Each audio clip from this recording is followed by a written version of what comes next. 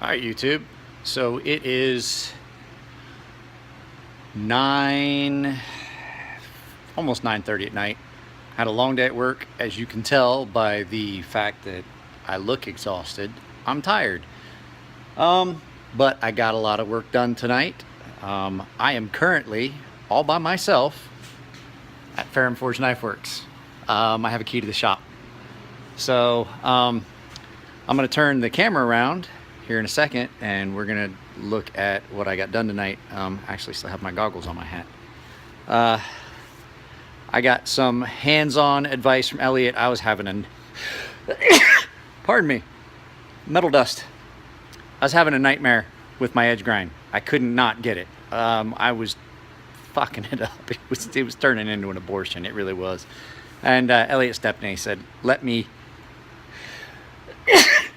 give you some help. So showed me what I need to do. I got some work done. So give me just a second. We're going to pause this and turn it around. I'm actually getting ready to anodize something that's in some multi edge. So hang on just a second. So,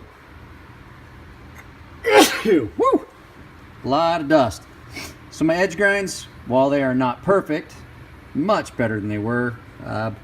Bead blasted the whole blade. Did a little bit of work where my plunge comes in. Looked horrible. Bead blasted everything. My it's not, well, it's not. Whew, sorry. Well, it's not perfect. And while this video is not going to be perfect, it's my first knife. And it's sharp. It is sharp. It will cut. I'm gonna do an actual edge bevel on it. My beer's sitting there. I can't leave yet. I'm gonna have to wait a little bit. I was going through some stuff, figuring out what I'm gonna use for handle material. It actually is sharp while I was doing my edge grind. So if you look, some of my bevels aren't quite 100% the same on both sides. I'm good with that because it is my first knife. And with it being a recurve, it was really kind of difficult to grind. My daughter's knife, Robert Bodiger is going to do the blade hardening for me. He's gonna do the temper and heat treat for me. On Sunday, I was gonna come up, but something has happened in this box.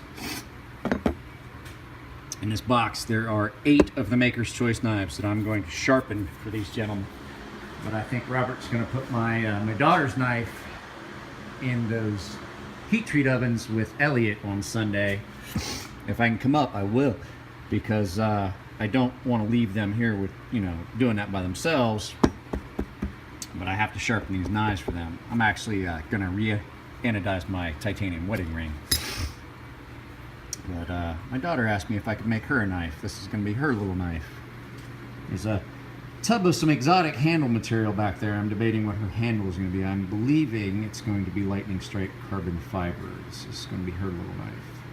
I actually kind of based it on my NTAC, sort of. As you can see, the initial grind on this came up way better. I didn't show you guys the initial grind on this because it was pretty awful. But I did a little bit of work on the plunge grind. I'm gonna do a little bit more. I'm gonna round that back down a little bit. I'm here by myself. I'm here without any real supervision. So what we're gonna do, I'm gonna give you guys a tour at Elliot's shop. So I want you guys to understand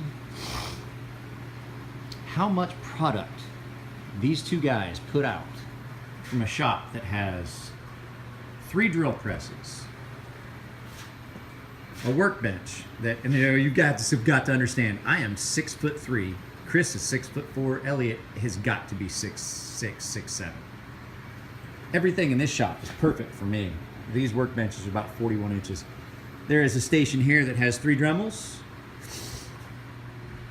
And then you have Elliott Station, where there is 3 Dremels. And everything you see that Elliott does, all of this incredible work that Elliott does, these, I don't want to show you too much stuff. Anything you've ever seen that Elliott does is done with a Dremel and end mills. That's it. All that incredible artwork that you see Elliott does, and all that stuff that you see, all these fancy, intricate pieces of art that come out of Elliott's shop, they are all done with fucking Dremel by hand. So you come up here. Prototyping is done on a Microlux mill. This is the entire shop, ladies and gentlemen, and people cannot believe it. This is the grinding room. These are the grinders that Elliott's letting me use. Extremely accommodating. They are letting me use any pieces of equipment. Bead blaster, flat grinders, and this is where I was doing my cutout. This is it. This is Fair and Forged Knife Works. Everybody seems to think that Fair and Forged Knife Works is this massive. They don't even have a major media, and these insane ceramic coatings they got. 2 toaster ovens, power supply, and the nano ceramic. Those are toaster ovens. Anodizing, I'm prepping my anodizing stuff. It's in the it's in that little quart jar with the multi-etch and the anode thing. All their finishes done in multiple. They have 4 tumblers. That's it. It's on a timer.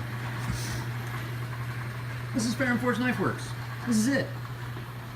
Millions of dollars of product produced in this small shop. A testament to what these 2 gentlemen can do. So, I got a lot of respect for these 2 guys. If it doesn't, this is their office. This is Chris's desk where, you know, things are purchased and done. And that's Chris's desk where AutoCAD and things are done, where he does a lot of production. I promise I will come up here and I will get some video of Chris and Elliott actually working and doing producing, and I've got some video somewhere of Elliott actually engraving and doing things like that. And then you have this little area right here. This is Robert Bodiger Custom Knives. This little cubicle right here. This is a sheath that my friend Chris made for Robert for that that knife that we saw in one of my videos that still has not went out. There's a couple custom knives there. There's a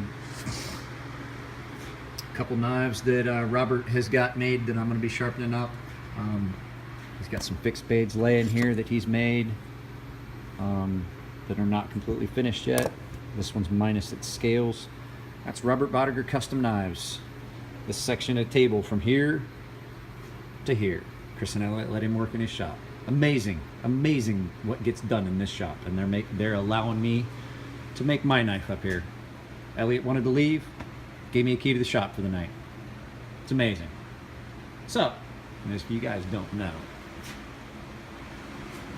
these guys are stars on this piece. So before my video got so rudely interrupted by my timer that I had set for my stuff, as a multi-etch, they've even got Star Wars stuff on the toilet. So, I mean, Darth Vader, Chewbacca, I mean, it's huge. So, Star Wars stuff everywhere. So, no, it was just, I just had never given you guys a tour of the shop. I keep telling you I was going to do a shop tour of Fair and Forged Knife Works. And since I was up here waiting on the stuff that's a multi-etch, and I screwed it up, I have to re-anodize. So, yeah, that's it. This is the knife. Next step is handle scales and an edge bevel. One side's way better than the other. This is the side Elliott did. This is the side that I did. I'm gonna have to touch it up a little bit more. But it's pretty, for intensive purposes, the edge grind is done. So, alright YouTube, you have a good evening. I need to get home so I can go to Knott's Berry Farms with my daughter tomorrow. All right, later.